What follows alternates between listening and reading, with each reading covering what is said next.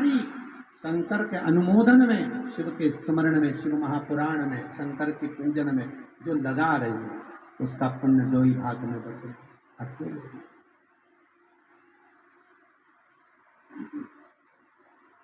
16 सोमवार के व्रत करें कभी आप लोगों ने? संकट सोमवार, 16 सोमवार के व्रत जो होते हैं, उसका विधान स्कंद पुराण में वर्णन है। 16 सोमवार जो 10 सोमवार है, इसका पुण्य जिस स्त्री ने व्रत करे, जिस कामना से करे, उसको प्राप्त होती। ठीक है। 3 सोमवार का पुण्य उसके ससुराल पक्ष में, पूर्व में जिसने 16 सोमवार करे, संकट सोमवार करे, उसके खाते में जाता है। ध्यान दें, 16 सोमवार में से 3 सोमवार का पुण्य मायके में स्त्री ने, उस मायके पक्ष में जिसने 16 सोमवार संकट सोमवार करा होता है, उसके खाते में जाता है 10 सोमवार का पुण्य हमारा। और उसके बाद मालूम पड़े नारी रजोधर्म से हो गई, कोई कारण हो गया, 16 सोमवार किसी कारण से उद्यापन नहीं हुआ, भगवान जान कर उद्यापन नहीं करवा रहा है, तो उस पर भोलेनाथ जी की करुणा समझना। क्यों? 10 सोमवार का पुण्य केवल तुम्हारे खाते में है, और जो 6 सोमवार हैं वो दूसरे के खाते में चलेगा। अब भोलेनाथ चाहता है कि इसका कोटा पूरा कर दूं, क्योंकि इसकी मनोकामना पूरी होना है, तो बाबा कैसे ना कैसे करके सोमवार के व्रत बढ़वा देता है। कहीं कोई कारण अड़ गया, कहीं कोई कारण अड़ गया, तो उद्यापन नहीं हुआ, तो कई लोग पीछे उद्यापन नहीं हो पा रहा, मटोन तो नहीं हो रहा, बाबा जब कराए जब कर दो हो जाए। गुरु जी हम तो क्यों बस बेलपत्री के करे हैं, तो हमने कहा भोलेनाथ जी आया था कहने के लिए कि बेलपत्री के करो। भोलेनाथ जी ने तो कहा था 16 सोमवार करो, संकट सोमवार करो, पर बाबा कहता है प्रेम से स्नेह बस जो तुमसे बने, जब तक बने तब करो। नहीं तो हमारे यहाँ तो शिव महापुराण, विष्णु पुराण कहती है, श्रीमद वल्लभाचार्य जी वर्णन करते हैं, मेरे वल्लभ कहते हैं कि वल्लभ कुल की एकादशी करो, भले बकरी जैसे चरो, पर एकादशी करो। हमारे यहाँ तो शास्त्र कहता है एकादशी का व्रत भी करो तो मुंह उतार के मत करो रे।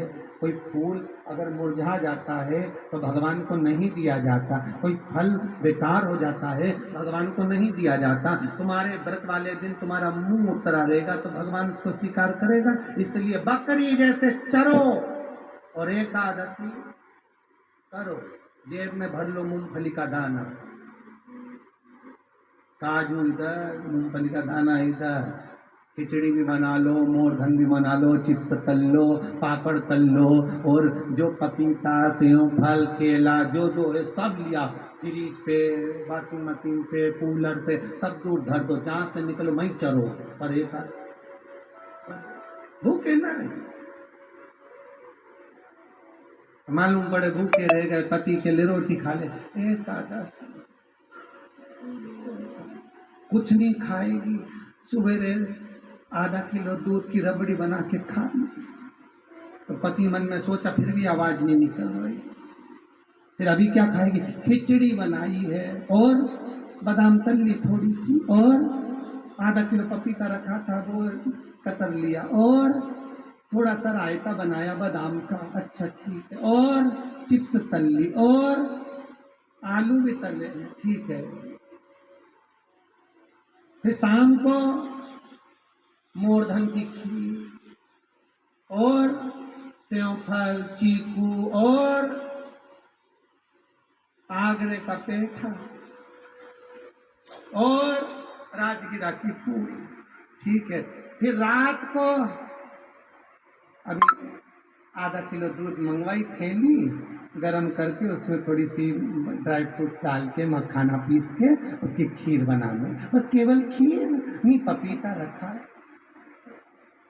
पति भी बोला तेरे जैसा व्रत तो दुनिया में कोई नहीं। दंडवत है ऐसी एकादशी माता को, जो इतनी जोरदार एकादशी करी है।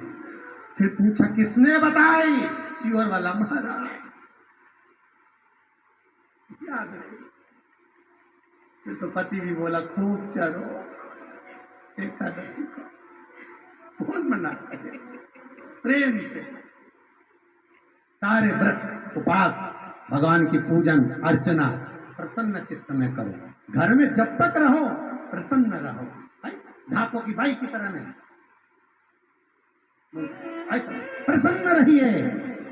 जिंदगी का सबसे बड़ा रस तत्व है प्रसन्नता, ये सबसे बड़ी औषधि है। स्माइल, हंसते रहो।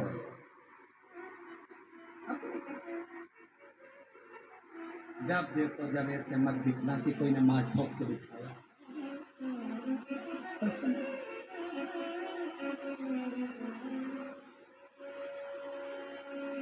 महाराज पार्वती जी की माता मैनावती कह रही, मां कह रही कृपा करो ऐसी कोई शिव को समर्पित करने वाली, जो शंकर को दूं तो शिव मेरे गोकुल को तार। भगवान माता मैनावती के सती मैया जो जल कर भस्म हुई थी वही प्रकट गोदी में आई। देव ऋषि नारद ने भाग्य बता दिया, इसको जो पति मिलेगा भस्मी रमाने वाला, जटाजूट बांधने वाला, ऐसा वैसा सब बता दिया। मैनावती सोची अब बताओ क्या करे, हिमालय राज ने तो कह दिया बेटी नहीं ब्याऊंगा, तद्दू के भाग्य में तो काय को बेटी ब्याऊंगा। इतने में देव ऋषि नारद बोले सारे अवगुणों की खान एक गुणवान है, कौन? तो के शंकर, उसी को बेटी ब्याह दो। पार्वती ने सुन लिया, बस शिव की आराधना करना। पार्वती अकेली ने नहीं सुना, नारद जी के वचन गंगा ने भी सुन लिए। बड़ी बहन पास में खड़ी थी कि शिव की आराधना अगर पार्वती करेगी तो उसको शंकर मिलेगा, इसको शिव मिलेगा। अब गंगा भी आराधना कर रही है शंकर की और पार्वती भी आराधना कर रही है। शिव महापुराण की कथा कहती है जितनी पार्वती ने आराधना करी उससे 1000 गुना ज्यादा गंगा ने आराधना करी। एक होकर स्थिर होकर गंगा आराधना कर। पार्वती को सहेली ने कह दिया, सखी ने, पार्वती तुझे मालूम है क्या? मुझे नहीं मालूम। तुझे नहीं मालूम? अरे पार्वती गंगा भी शंकर की आराधना कर रही है। अच्छा, हाँ, गंगा शिव की आराधना? हाँ? क्यों? गंगा शंकर की आराधना कर रही है शिव को पति बनाने के लिए।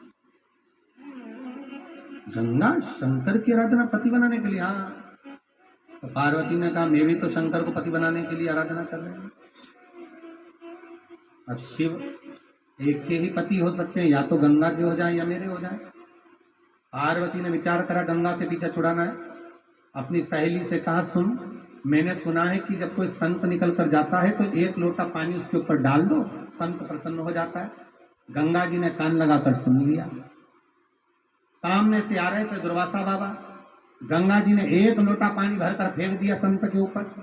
संत के ऊपर जैसी पानी पड़ा तो संत को क्रोध आ गया और बाबा ने क्रोध में आकर कह दिया, अरे ओ गंगा, हिमालय राज की बेटी होकर, हिमालय राज की पुत्री होकर तूने एक संत का अपमान करा है। मैं तुझे श्राप देता हूं कि तूने संत पर जल छोड़ा है तो तू स्त्री का शरीर छोड़कर पानी के रूप में बहेगी। और वो गंगा जल बन गई।